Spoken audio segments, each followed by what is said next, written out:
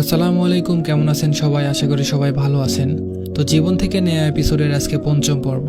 তো আজকের পর্বে আরেকটা ভালোবাসার গল্প নিয়ে আপনাদের সামনে হাজির হয়ে গেছি। আশা করি গল্পটা আপনাদের ভালো লাগবে। তো গল্পটা পাঠিয়েছে চট্টগ্রাম থেকে মাহফুজ নামের এক ভাই। তার ভালোবাসার মানুষটার নাম ছিল তাজনুর আফসার সাদিয়া। তো চলুন দেরি না করে গল্পটা শুরু করা যাক। আমি মাহফুজ। আমার পরিবারে আমার বাবা মা, আমি, আমার দুই ভাই, আমি সবার বড়। আমাদের পরিবারটা মধ্যবিত্ত ছিল। তো আমার ভালোবাসার মানুষটার বাড়ি আমার বাড়ি থেকে কিছুটা দূরে। আমি রাস্তা দিয়ে চলাফেরার সময় তাকে প্রায়ই দেখতাম, আর এই বারবার দেখা হয়ে যাওয়াতে তার প্রতি একটা ভালো লাগা কাজ করত। এরপর থেকে যতবারই তার সাথে দেখা হতো আমি তাকে অপলক দৃষ্টিতে চেয়ে থাকতাম, যেন সে আমায় জাদু করেছে। অবস্থাটা ঠিক সেই রকম। তবে তাকে আমি নিজে থেকে কোনোদিন কিছু বলতে পারিনি সাহস করে। একদিন আমার ছোট ভাই আমাকে একটা আইডির লিঙ্ক দিয়ে বলে, ভাই তোকে একটা মেয়ে খুঁজতেছে। উত্তরে আমি বললাম, কোন মেয়ে, নাম কি? সে বলল, কথা বলে দেখ, চিনতে পারবি। সেটা শোনার পর আমি ওই আইডিতে গিয়ে তাকে মেসেজ করে বললাম, কে আপনি, আমাকে খুঁজছেন? তারপর সে একটা ছবি দিল।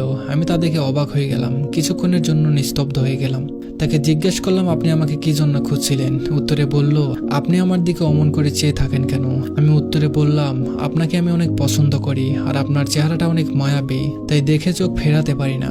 আসলে সে বুঝতো আমি ওকে পছন্দ করতাম, তাই সে ফেসবুকে আমার আইডি খুঁজতে থাকে, আর আমার ছোট ভাইয়ের আইডি পেয়ে যায়। আর সে মনে করেছিল সেটা আমি, কারণ আমাদের দুই ভাইয়ের চেহারা অনেকটাই মিল আছে। দুই একদিন ছোট ভাইয়ের সাথে কথা বলে যখন বুঝতে পারলো সেটা আমি নয়, আমার ছোট ভাই, তখন সে আমার ছোট ভাইকে বলে আমার কথা।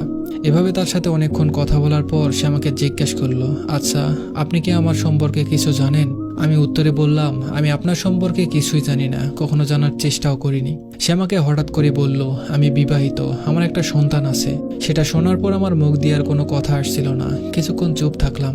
তারপরে তার সম্পর্কে সে আমাকে সবকিছু খুলে বলল। শুনে বুঝতে পারলাম তার স্বামীর সাথে তার বিচ্ছেদ হয়ে যাবে। তার সাথে সে কোনো রকম সম্পর্ক রাখতে চাচ্ছে না। তার স্বামী অনেক খারাপ মানুষ। আমি অনেক চিন্তা করলাম, তার প্রতি আমার অনেক মায়া কাজ করত। তাকে দেখেই আমার একটা আলাদা শান্তি লাগতো। যাই হোক না কেন, তাকে আমি কখনো ছেড়ে দিব না, নিজে নিজেই সিদ্ধান্ত নিয়ে নিলাম। আর এইভাবেই আমাদের সম্পর্কটা শুরু হয়। তো এইভাবেই আমাদের সম্পর্কটা ভালোই যাচ্ছিল। হাজার ব্যস্ততার মাঝে তাকে কখনো ইগনোর করতাম না, আর এই সময়ের মধ্যে তাকে অনেক ভালোবেসে ফেলেছি আমি। এরপরে একদিন সে আমাকে বলল, আপনি আমাকে সারা জীবনের জন্য রাখতে পারবেন? উত্তরে আমি তাকে না বলিনি। তাকে বলেছি, আমি আমার সর্বোচ্চ চেষ্টা করব তোমাকে নিজের করে রাখার। আর আমিও আমার আম্মুকে সবকিছু বলে ফেললাম। আম্মু উত্তরে বলল, মেয়ের অভাব পড়েছে নাকি তোর জন্য? বিবাহিত মেয়েকে বিয়ে করতে হবে কেন? এইভাবে আমি আরো অনেক কয়েকবার আম্মুকে বলেছি, অনেকবার বুঝিয়েছি, তারপরেও হাল ছেড়ে দেয়নি কখনো। এর কিছুদিন পর তার জন্মদিন ছিল, 23শে সেপ্টেম্বর 2023। তার জন্য কেক আর গিফট নিয়ে গেলাম। আমার যাওয়ার কিছুক্ষণ পর একটা ছোট ভাই আসলো পাশের এলাকার। সেও কেক আর কিছু গিফট নিয়ে আসলো। আমি ঘরের ভেতরে ছিলাম, সেই জন্য ওই ছেলেটা ভিতরে আসলো না। তারপরও আমাকে বলল, আপনি এখন চলে যান, কিছুক্ষণ পর আসিয়েন। উত্তরে আমি বললাম, আচ্ছা সমস্যা নেই, আমি চলে যাচ্ছি। এই বলে চলে আসলাম। তবে তার প্রতি আমার অগাধ বিশ্বাস ছিল। চোখ বন্ধ করে তাকে বিশ্বাস করতাম, কোনোদিনও তাকে কখনো সন্দেহ করিনি। এত কিছুর পর জানতে পারলাম যে ছোট ভাইটা আমার প্রিয় মানুষের জন্মদিনের উপহার নিয়ে আসছিল, সেগুলো অন্য একজন পাঠিয়েছিল। এরপরেও আমি ওকে কিছু বলিনি। একদিন জিজ্ঞেস করেছিলাম ওকে, বলেছিলাম, তোমার জন্মদিনে যে ছেলেটা উপহার পাঠিয়েছিল তার সাথে তোমার কি সম্পর্ক? সে উত্তরে বলল, তার সাথে আমার ভাইয়ের সম্পর্ক। আমি আর কিছু বলিনি। এই বলে এভাবে আরো কিছুদিন চলে যেতে লাগলো। তারপর সে একদিন আমাকে একটা নাম্বার থেকে কল করে বলল, আমি বাসা থেকে ঝগড়া করে চলে আসছি। তার ফোন তার কোনো একটা আত্মীয়ের কাছে আছে, তার নাম্বার ছিল বন্ধ। তার পরের দিন আমাকে আবার ফোন দেয়। আমি রিসিভ করলাম। সে কান্না করছিল। কান্না করতে করতে বলছিল, আমি ওই ছেলেটাকে ভালোবাসি, তাকে বিয়ে করব, তুমি কিছু একটা করো। ওই ছেলেটা মানে জন্মদিনে যে উপহার পাঠিয়েছিল সে, যার সাথে ওর ভাইয়ের সম্পর্ক আছে বলেছিল। এটা শোনার পর আমি জিন্দা লাশের মতো হয়ে গেলাম। আর এদিকে আমার চোখের পানিও পড়ে যাচ্ছে। নীরবে কান্না থামাতে পারছিলাম না। কলটা কেটে দিলাম। এরপরে ঘন্টা দুয়েক পর আমি কল দিলাম তাকে। কল দিয়ে বললাম, আমি কি অপরাধ করেছিলাম, আর এটা কোন পাপের শাস্তি দিলে তুমি আমাকে? সে উত্তরে বলল, তুমি তো আমাকে বিয়ে করবে না, আমার একটা তো পরিচয় লাগবে, সেই জন্য। তারপরেও আমি ওকে বলেছি, আচ্ছা সমস্যা নেই, আমি দেখি কি করতে পারি, তুমি কোনো টেনশন করিও না। পরের দিন ফোন দিয়ে আবারও কান্নাকাটি করছিল। আমি বললাম, কান্না করো কেন? সে বলল, সেও আমাকে বিয়ে করতে পারবে না, তার ফ্যামিলি মানছে না, আর সে তার ফ্যামিলির বিরুদ্ধে যেতে পারবে না। এখন আমি মরে যাব, ফাঁসি দেব, আরো কত কিছু বলল।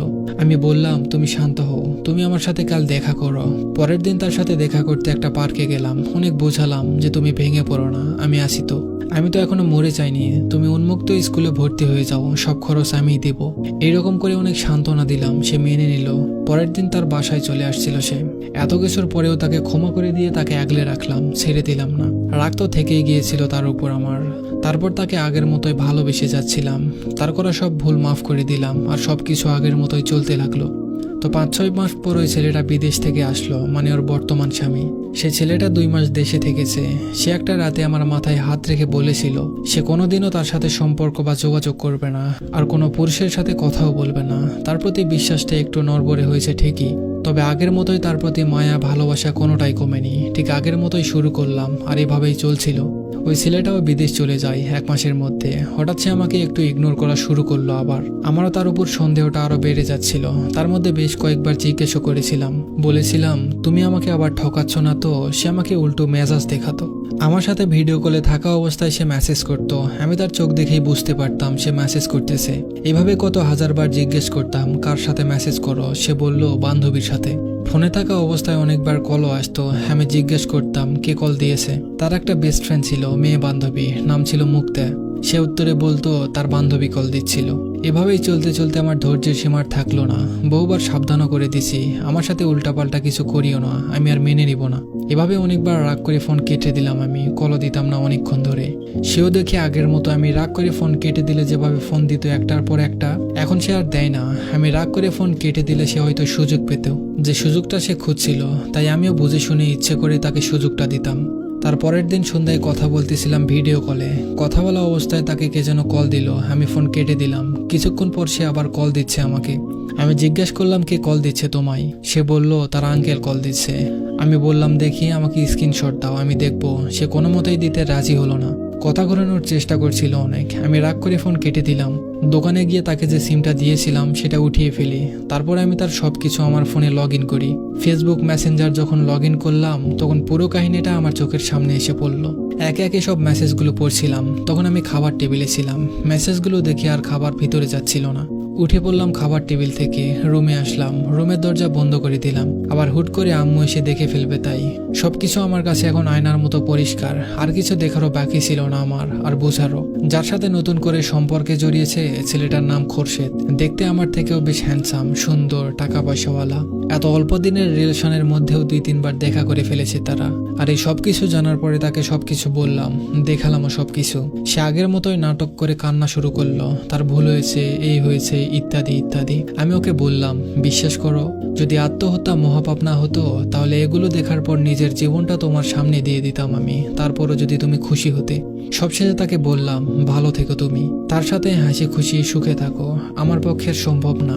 তাকে শেষবারের মতো একটা প্রশ্ন করেছিলাম, জিজ্ঞেস করেছিলাম আচ্ছা আমার মধ্যে কি এমন কমতি ছিল, কোন জিনিসটার অভাব রেখেছিলাম তোমার জন্য আমি, যার কারণে এভাবে আমাকে ঠকিয়ে গেলে?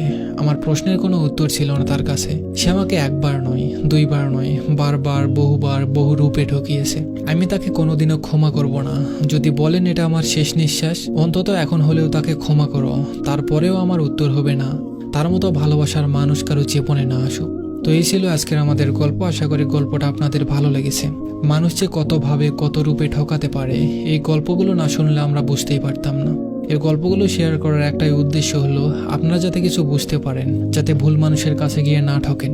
তো যাই হোক, সবাই ভালো থাকবেন, সুস্থ থাকবেন। ধন্যবাদ সবাইকে।